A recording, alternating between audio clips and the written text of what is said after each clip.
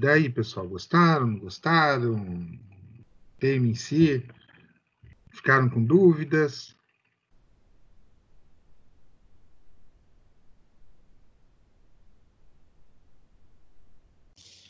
Eu achei tranquilo, velho.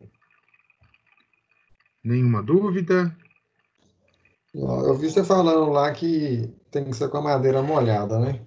Isso. Se caso a madeira estiver seca, a gente pode colocar um pouco a mais de água no concreto? Não é o correto. Porque você não vai saber o quanto a mais você vai precisar calcular, você vai colocar. Você teria que fazer esse cálculo. Então é muito arriscado. O melhor é você molhar.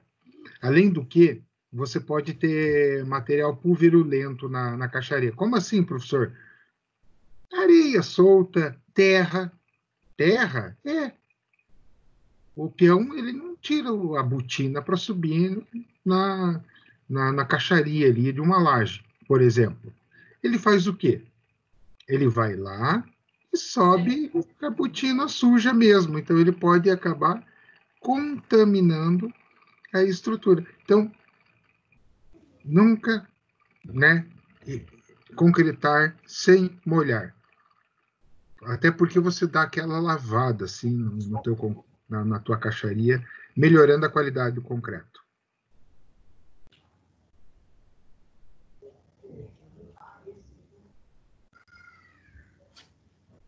Bom, se ninguém tem mais nenhuma dúvida, pessoal, vamos lá, vamos para o próximo módulo. Esse é o módulo 4, né? E ele vai trazer mais conceitos para fechar, digamos assim, a parte conceitual. Depois aí é só a parte de análise de fissuras e a parte prática mesmo, tá? Então, fluência.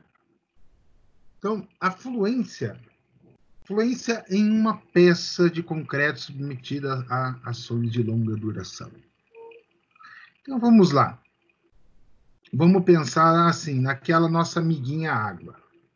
Eu tenho a água para fazer o quê? A hidratação. E tenho a água livre. Isso a gente aprendeu. A água livre, a princípio, o que acontece com ela? Terminou ali o ciclo de concretagem e tudo mais, ela evapora, vai embora, tchau, foi-se. Água de hidratação, esse é o problema, pessoal. Na teoria, quando a gente calcula nosso traço água-cimento, coisa mais linda do mundo, vai dar tanto de a resistência e tal, o que acontece?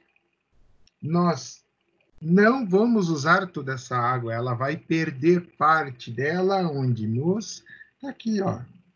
Vou pegar a nossa famigerada caneta e vamos lá, vamos rabiscar esse negócio aqui, animar um pouco. Ó, ações de longa duração ocorrem, né? Opa, vou pegar o marca-texto melhor, tá? E existe o quê? Microporos.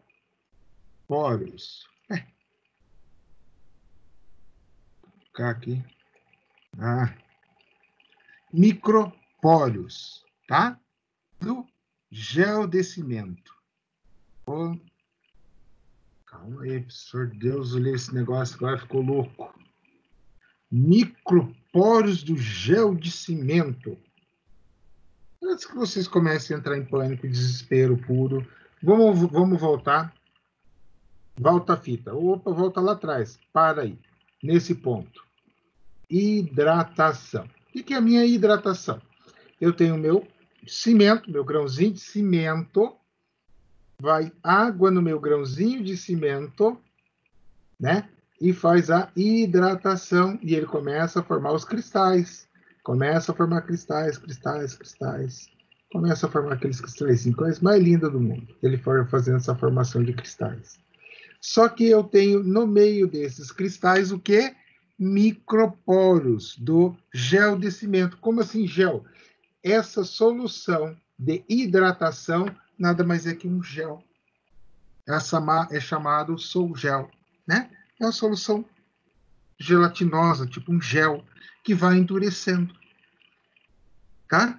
Então, aí acontece o quê? Acontece que estes microporos que acabam ficando, eles retêm água, e esta água, com o tempo, ela é comprimida, e aí lá em Fenômeno dos Transportes, a tia Flávia ensinou para vocês o quê? O que a tia Flávia ensinou em Fenômeno dos Transportes? Que a água é um fluido que não compressível.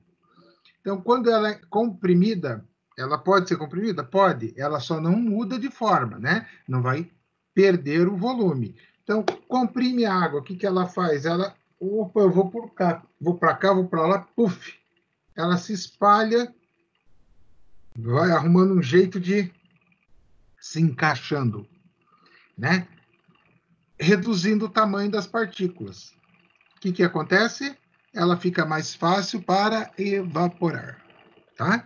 Então, e isso vai gerar o quê? Uma diminuição do volume. É chamada fluência. Isso não se estuda em graduação. Tá? Então, por quê? Devido ao nível de complexidade. Entendeu? Que são os microporos, o gel de cimento, né? E para fazer a chamada fluência.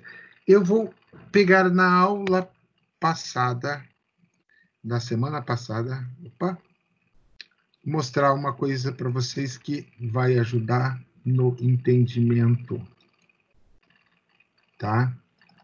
Vai ajudar no entendimento. Nós, nesta aula, nós falamos aqui sobre a fissuração, os estágios, mas tem uma foto muito legal para mostrar para vocês. E assim, pessoal, não adianta. Foto é foto. Você pode falar o que quiser. Foto é foto. Eu não sei por que... Ah, agora foi. Ó, pessoal, pode falar o que quiser, tá? Foto é foto. Então, aqui, olha só, um grão de cimento. Olha o grãozinho de cimento, coisa mais linda do mundo, cimentinho. Olha o cimentinho, que bonitinho. E aí, ele reagiu com a água. E ele está formando os meus cristais, que são esses aqui, ó. Tá vendo? Esses cristais aqui. Que vão juntando os caras. Então, olha só. Olha que bonitinho. O grãozinho de cimento, ele vai criando aqui os cristais. E esses cristais vão colando a geral. Por exemplo, aqui é um grão de areia. Aqui o cimentinho já grudando tudo e fazendo os cristalzinhos, aquela loucura, né? Então, aqui eu falei anteriormente a questão do estado de fissuração, que nós tínhamos ainda a zona de transição. E essa é a zona de transição, tá? Olha só, está formando aqui meus elementos químicos, tá? O CH, o CHS, o CaCH, que é a minha intringita, que é aqueles cristalzinhos. Esse cara aqui, né, é o cimento semi-hidratado. Só que observa, isso aqui é minha areinha, areia. Ó, e eu tenho uma zona com isso aqui são os cristais, tá? Poucos cristais. Ah, você vai ter? Vai. Ó, isso aqui é uma pedra, uma brita. Olha o tamanho da brita. Tá? Aqui é areia. Tá? E aqui já iniciou a cristalização. Isso aqui, ó, já começou a fazer isso aqui era o grãozinho. Ó. E aí essa linha aqui, ela está com pouca. Então, é uma área de fissuramento. Vai ocorrer. Vai. Sempre. Tá? Olha só. Então, eu queria mostrar isso para vocês, né, aí terem uma visão mais aprimorada do que nós estamos falando. Né? Então, que não adianta eu ficar falando, olha, tal, porque assim é assado. Não, é ali. Aí você tem uma noção do que é e como é que é. Então, aqui que é aqueles espacinhos brancos ali, tá, vai formando, é a reação química, né? Então, ele vai formando as intringitas, que a gente está vendo ali a química do cimento acontecer. É muito legal, tá? E ali vocês viram que é possível formar micropórios? Com certeza. Com certeza. Forma a zona de transição, que é onde eu vou ter meu fissuramento interno ali, né? E forma os meus micropórios, tá? Então, apesar de serem fenômenos distintos, a fluência e a retração costumam ser tratados conjuntamente, tá? Então, nós vimos o que é aquilo que eu falei. Lá na graduação básica, vocês só iriam estudar retração, não iriam estudar fluência, né? Então, a fluência, né? A questão de microporos, de gel de cimento, evapora, fluência. Então, não, esquece, não ensina isso, ensina só a retração. Mas não, eu vou ensinar os dois, para vocês terem noção do que vocês estão fazendo, tá?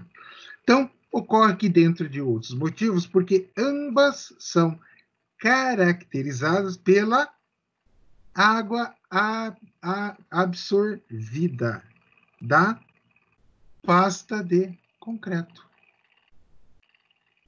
né? Então, o que acontece? Como assim? Então, as influências, basicamente, pelos mesmos fatores. Tem como consequência o quê? Aumento das deformações, tá? E dos deslocamentos. Então, olha só, olha e olha. Tempo em 1000 dias, tá? Carga, carregou. Carregou. Foi. Opa! Aí, ocorreu uma descarga da estrutura. E olha só, tá aqui. Como assim? Aqui iniciou a parte da minha fluência, tá? Ali iniciou a fluência. E aí, ao iniciar a fluência, ocorreu essa descarga. Não é fácil, não é uma coisa simples para se trabalhar, tá? Então, vamos lá. Deformação imediata. Assim como meu amigo recalque imediato, tem a deformação imediata. Carreguei a estrutura, ela vai deformar. Aí depois eu vou ter uma outra fase, que é a deformação o quê? Por fluência. Então, ó, carregamento e descarregamento, tá? Então, o que acontece? Lembra que isso aqui é bem parecido? Ah, professor, mas é parecido. Fluência elástica, reversível. Sim, exatamente parecido com a minha amiguinha retração. Lembram? Opa, vai. Aqui era o ponto que era reversível. Opa, se eu não molhei, nessa fase aqui, ó, descarregamento, era onde dava o problema. Então, carregamento, opa, tá? Carregamento equivale àquela fase inicial da secagem, né? E a partir daqui nós temos o descarregamento, que equivale àquela parte que é molhada, ou seja, reposta aquela água, tá? E aqui a gente tem, evidentemente, deformação, e olha só, olha como é que é isso. Não é horas, concretagem, não, olha quantos dias, tá? Então, não são poucos, não é um fenômeno analisado com poucos dias. Tá? Então, diferenças entre a fluência e a retração. É importante ressaltar, entretanto, que a fluência e a retração são fenômenos com bases conceituais distintas. Enquanto na retração por secagem a origem é a perda de água, e a diferença de umidade entre o elemento concreto e o meio ambiente. Por isso que a gente falou, né? É necessário molhar o concreto. É necessário fazer a cura adequada. É influenciado por quem? Pelo, aqui, ó, meio ambiente, tá? Ele é influenciado pelo meio ambiente. Ou seja, mais seco, eu preciso de mais água. Na fluência, essa perda está associada à aplicação continuada de uma ação, né? Então, retração por secagem. Perda de água após a concretagem. Imediatamente após a concretagem. Fluência, perda de água devido à aplicação continuada de uma carga durante o uso da estrutura, ao longo dos anos durante o uso da estrutura. Tá? Então, não quero ver isso aqui. Nem isso que vai assustar as crianças. Volta lá no gráfico e vamos entender isso aqui. Carregamento, descarregamento. Mas como assim carregamento, senhor? Pessoal, então vamos lá. Eu comecei a obra. Eu fiz o baldrame. Fiz ali minha primeira laje, segunda laje, terceira laje. O que eu estou fazendo com os andares abaixo? Eu estou carregando. E estou aumentando ainda, estou carregando e gerando sobrecarga. Como assim, professor? Claro. O que você faz quando antes de concretar a laje, você faz o quê? Escoramento. Se você não escora a laje vem para baixo. Ela deforma, estraga a tua concretagem. Correto? Correto. Então você tem que fazer um escoramento. Só que o detalhe é o seguinte, quando você vai concretar a laje de cima, você escora ela na de baixo. Que você mantém algumas escoras que joga para laje mais abaixo. Então, você aqui, ó, concretou, ó, começou a carregar, opa, só que vai chegar um determinado momento que você vai liberar aquela laje totalmente. Por que ele tem aqui a reversível? Fluência reversível. Por quê? Porque você não vai carregar a tua laje para danificar a tua laje. Né? Só se for louco. Você vai para concretar de cima e estragar de baixo? Não. Você vai carregar, mas você não vai danificar. Então, ela vai ficar dentro do meu regime elástico, por isso que ela retorna. Tá? Interessante, né? Então, ao longo dos anos, na minha estrutura. Aí aqui, ó, um coeficiente, ó, idade, 2.000 dias, ó. E aqui o coeficiente de fluência pode dizer que ele estabilizou. Mas até 2.000 dias, não. Ou seja, digamos aqui, ó, até esse ponto, muito provavelmente, foi a construção. Olha, a subida é quase vertical, pessoal. Né? Então, aqui foi a construção, estava construindo a obra, não tem o que fazer. A partir daqui, começou a se liberar, tal, fazer um carregamento do uso, da ocupação. Uma alteraçãozinha de carga, até que, ó, aqui, opa, né? E aí, é claro, eu estou carregando a estrutura, eu vou ter modificações. Então, a partir de 2.000 aqui, ó, nesse intervalo aqui, ele está só fazendo uma estabilização. E olha aqui, nós temos a minha NBR, essa, tá? Coeficiente de fluência pela NBR. Ok? Então, de maneira geral, o que se observa? A fluência provoca um acréscimo significativo das deformações do concreto na zona comprimida.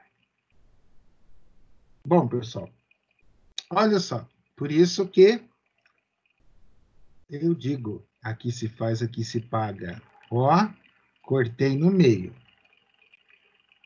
Tá? Cortei no meio. Esta parte está em compressão e essa está em tração. Não é isso? Tá? Então, por que aqui se faz, aqui se paga, professor? Não entendi. Eu venho falando de resistência dos materiais desde o início do semestre. É uma disciplina que você não estuda para passar, você estuda para aprender. E olha quanta coisa a gente tem falado e tem visto de resistência dos materiais. Viram a importância? Então, pessoal, é fundamental entender, aprender os conceitos. Ai, professor, eu não sei fazer continha, conversão. Esquece que isso é besteira. Agora, eu falar zona comprimida e tracionada, imediatamente no concreto, você, ó, a carga está aplicada aqui, você tem que saber onde é que é um, onde é que é outro. Mas isso é na hora, tem que estar automatizado. E detalhe, se a viga estiver em balanço, né? Viga em balanço, a carga aqui, ó. O que acontece? Inverte. Comprimida embaixo, tracionada em cima, tá? Então, pessoal, dentro desse conceito, o que acontece? Eu tenho deformações imediatas devidas ao carregamento e deformações após a ocorrência da fluência, tá? Então, é exatamente igual quem o meu amigo recalque, né? Nós vamos ter este dano aqui, olha o E de deformação, nós aprendemos, né? O que aconteceu? Ele deformou. Opa, por quê? Carregou. Beleza. Depois foi tirado o escoramento, tudo mais, ela vai fazer um retorno. Esta faixa aqui, ó, ela é a faixa de retorno. Então, deste ponto para este ponto, pessoal, a variação é bem pequena, tá? Essa aqui maior é porque ela faz a deformação e daí ela retorna após fazer a deformação.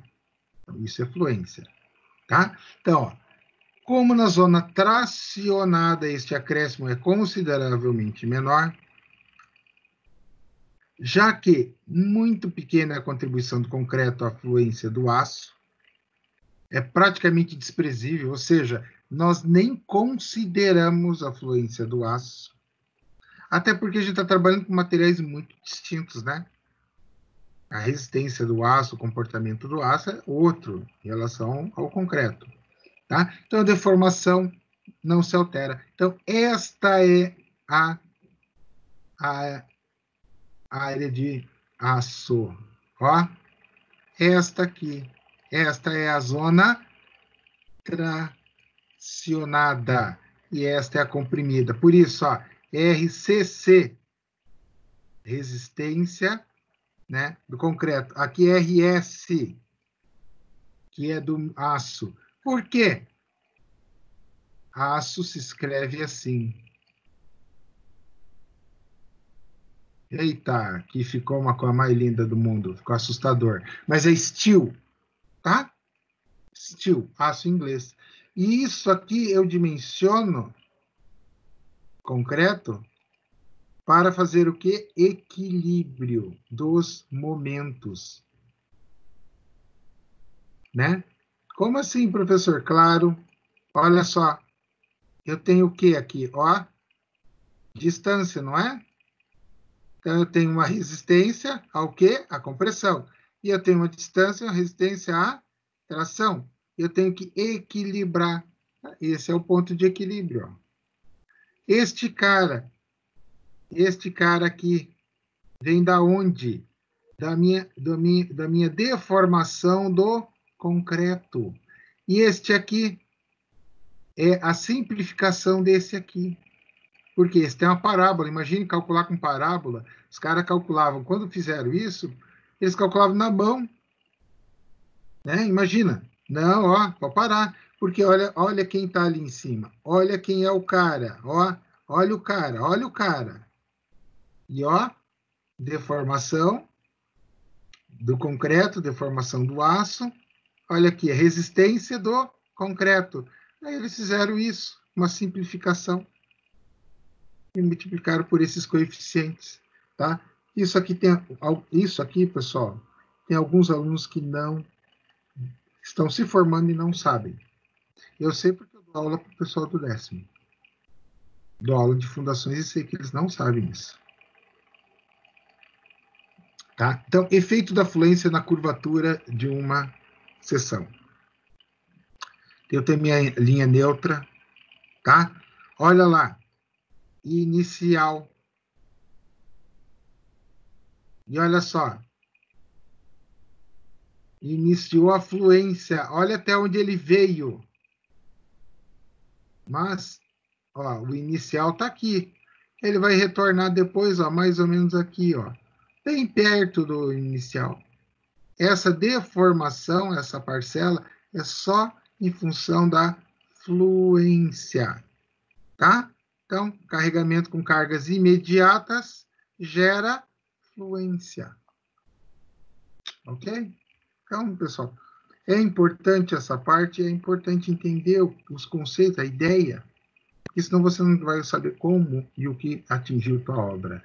Tá? Então, de acordo com a NBR, nossa querida 6118, o controle dos deslocamentos excessivos em elementos fletidos deve ser feito através do que? Comparação com os deslocamentos calculados. Como assim, professor? Deslocamento calculado? Pessoal, nós chamamos de flecha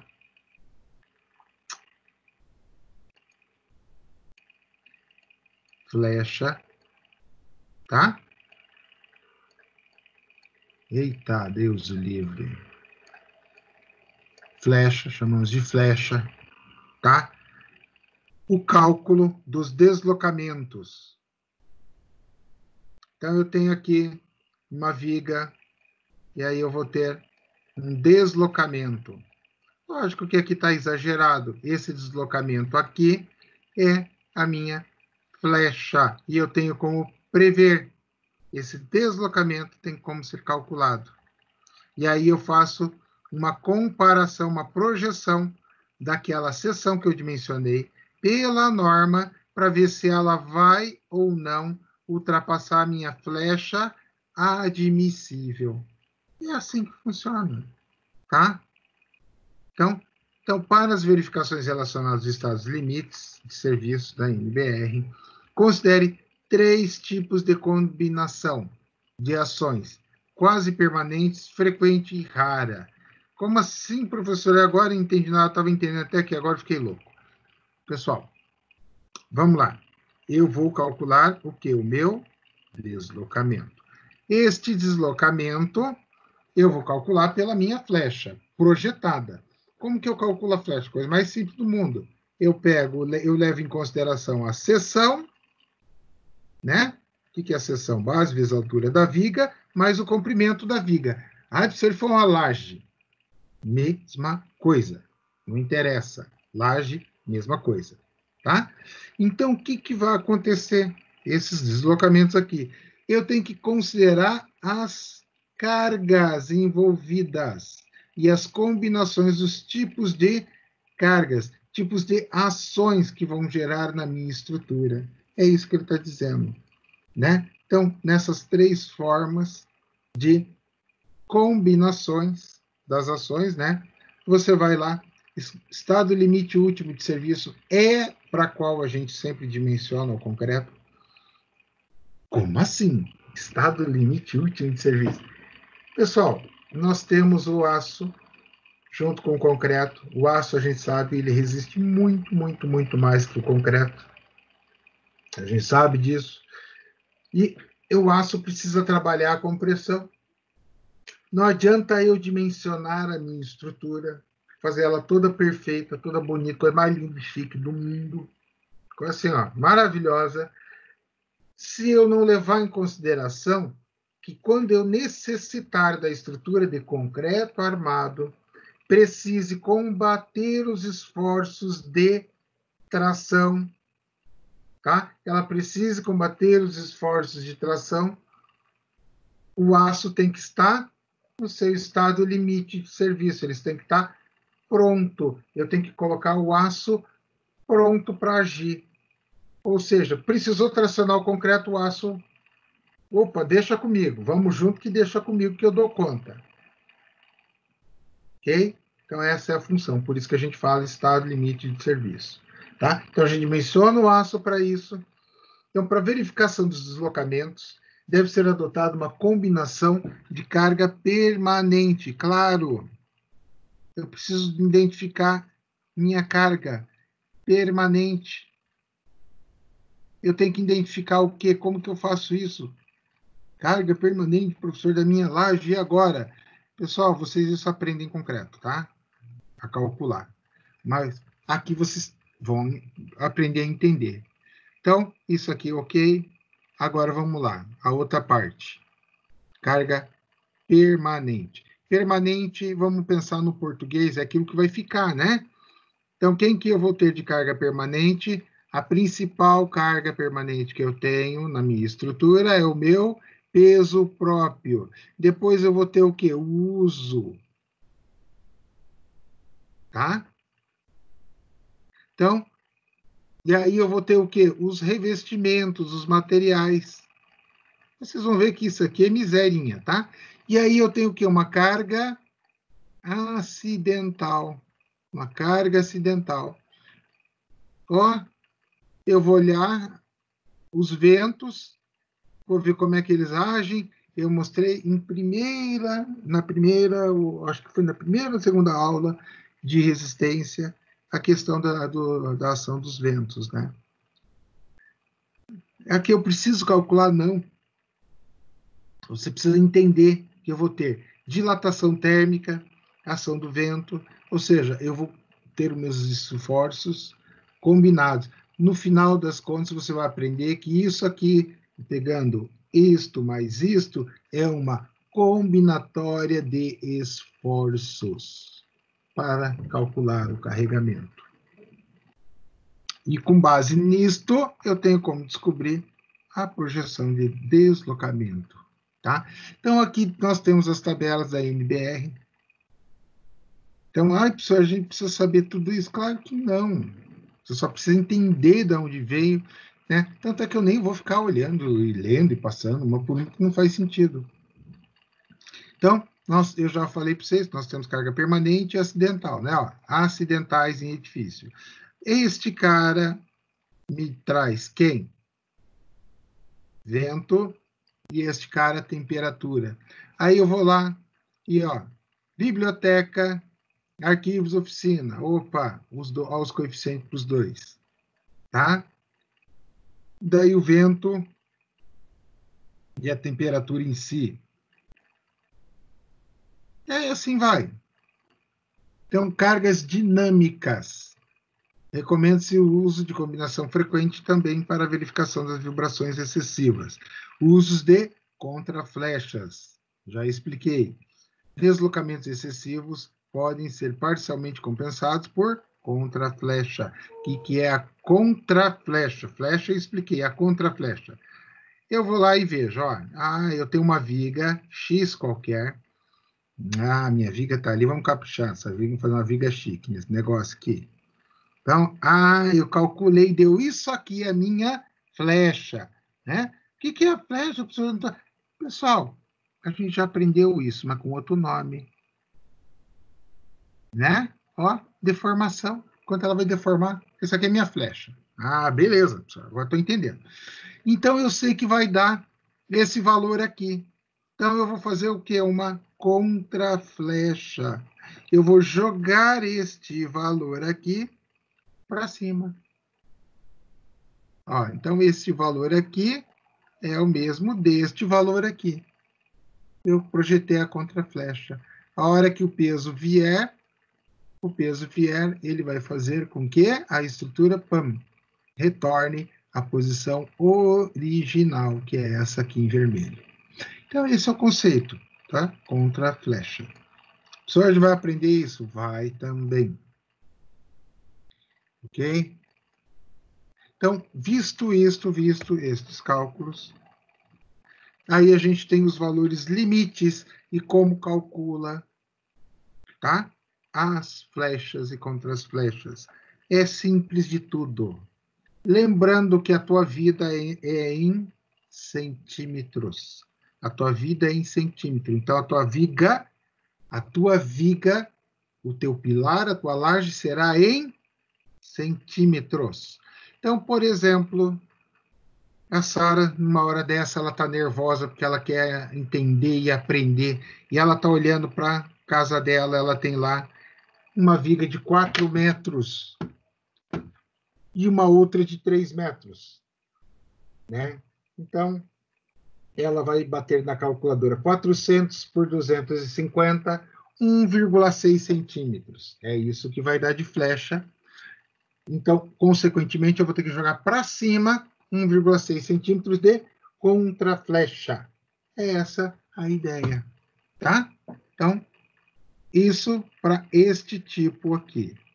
Agora, se for outros tipos, eu tenho outras considerações. Essa é mais comum, tá? Então, aqui, ó, superfícies que devem drenar água. Né? Então, por exemplo, uma cobertura, uma varanda.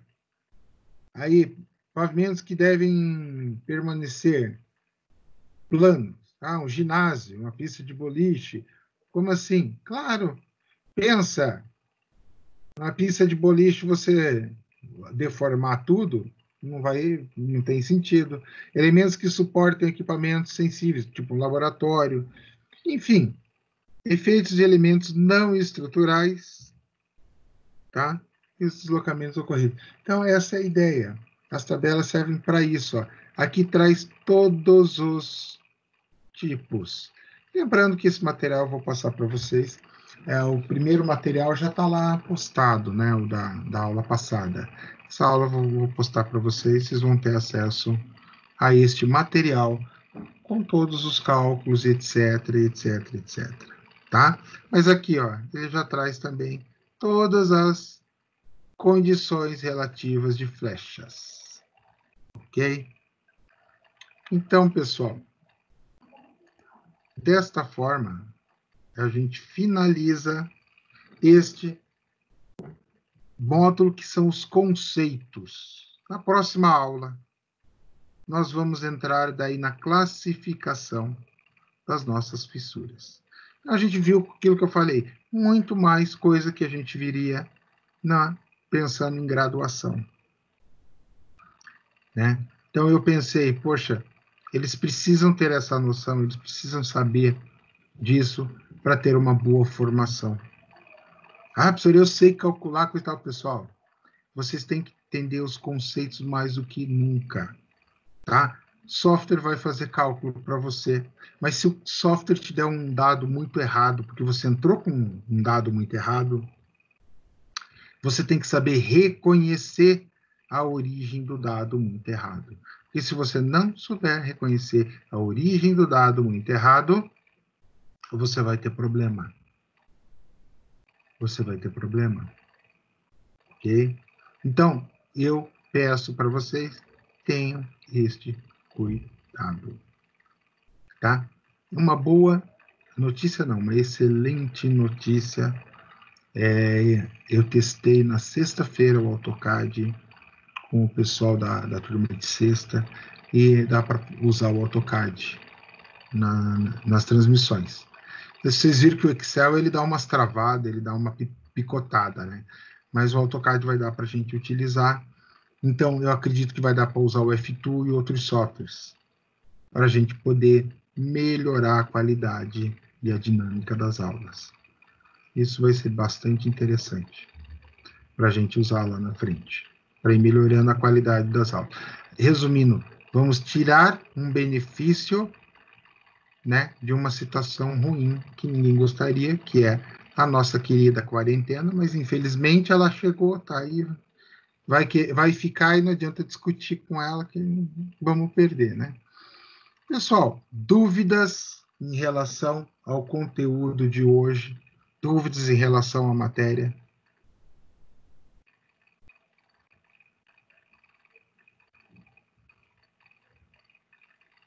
Não, sou tranquilo. Marcelo, Sara? Tá bacana, professor. Tá dando para Tranquilo, entender certinho. professor. Só vou querer ver essas contas todas aí depois. Então, os cálculos é aquilo que eu falei. Os cálculos a gente aprende na disciplina de concreto 1, concreto 2, tá? Mas lá em concreto 1 e 2 não é passado os conceitos, da onde vem o porquê, né? E assim, é duro você calcular, é que assim, ou você aprende a calcular ou você aprende o conceito. A carga horária deveria ser maior. A gente deveria ter, tipo, o dobro da carga horária. O dobro, talvez nem tanto. Mas, por exemplo, a gente tem 60 horas de concreto 1, 60 de concreto 2. A gente deveria ter 90 de concreto 1, 90 de concreto 2. Aí ficava show de bola. Aí dava para ver tudo com bastante carinho, bastante coisa legal. Mas senão, a gente é muito cálculo, cálculo, cálculo. E é aquela história. Você daí tem que se preocupar em ensinar o aluno a calcular e a entender, a interpretar os dados ali. Aí essa conceituação que a gente viu hoje acaba ficando, acaba se perdendo, a gente acaba não estudando. E fluência é algo, pela complexidade da fluência, é algo que não é dado na graduação, é só mais a nível de pós, né? Então, porque é aquela história, vai ocorrer, vai, exatamente como vai ocorrer com o recalque. Não tem o que fazer, né? Claro, você tem que cuidar, você não pode sobrecarregar a tua laje a ponto dela danificar. Como assim, professor? Você vai concretar a primeiro pavimento, você tem todas as tuas escoras ali. Você vai para o segundo pavimento. O conselho, se fosse bom, não seria dado, seria vendido. Mas eu nunca tiro todas as escoras. Pelo contrário, eu vou concretar a segunda laje, no mínimo 30% fica. Eu vou para a terceira laje. Aqueles 30%, eu deixo pelo menos uns 10, 15%. Quando eu vou na quarta laje, que ali aquela laje já tem um bom tempo que foi concretado, aí eu começo a aliviar, começo a tirar todo o escoramento. Por quê? Para evitar justamente que eu tenha uma deformação desnecessária numa das lajes. Porque essa deformação desnecessária, ela vai... ou seja, vocês viram ali que a fluência, ela deforma? Deforma. Então, quer dizer, professor, que enquanto eu estou concretando as minhas lajes, eu vou ter uma flecha alterada, uma variação? Vai. Mas quando você retirar o carregamento, puf, aquela deformação foi embora. Então, esse é o grande barato, né, de você saber o porquê, entender. Isso é o mais legal, você entender. Então, contra-flecha, não, você calcula e faz a contra-flecha. Mas não me ensinaram na graduação por que eu faço a contra-flecha. E o que é o conceito de estado limite último que eu menciono? Na verdade, você colocar o aço no ponto em que ele vai ser tracionado obrigatoriamente.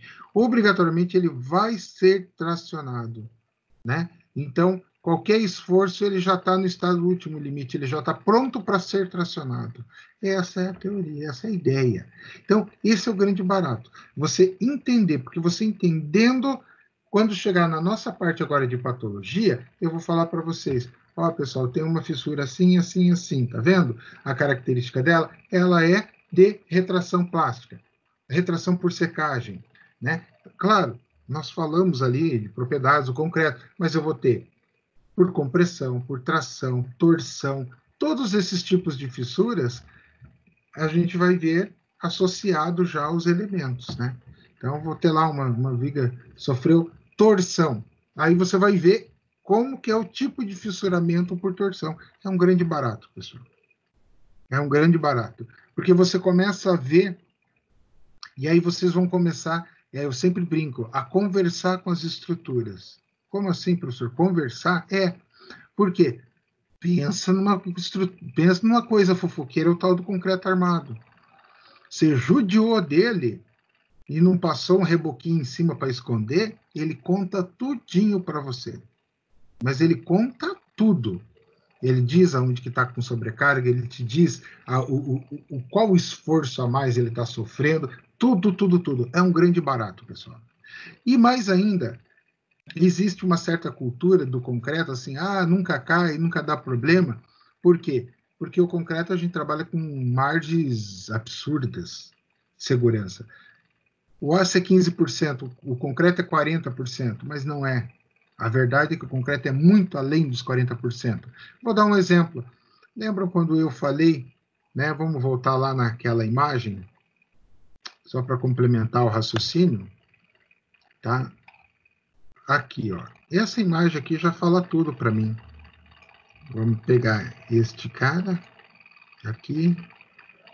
Olha só. Lembram quando eu falei, pessoal, ó, que isso aqui vira isso? Então, o que é isso aqui vira isso? Pessoal, pensa comigo. Quem faz isso aqui?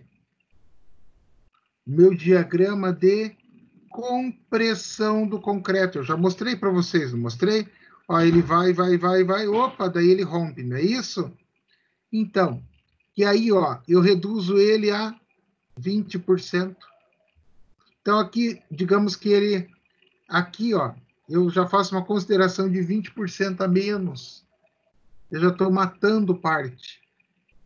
Aí eu vou lá, multiplico por 1,4, eu matei mais um pouco. Então, quer dizer, o nosso concreto armado, ele trabalha com um fator aí 1,5, 1,6 aí tranquilo, de majoração. 1,5, 1,6 de majoração.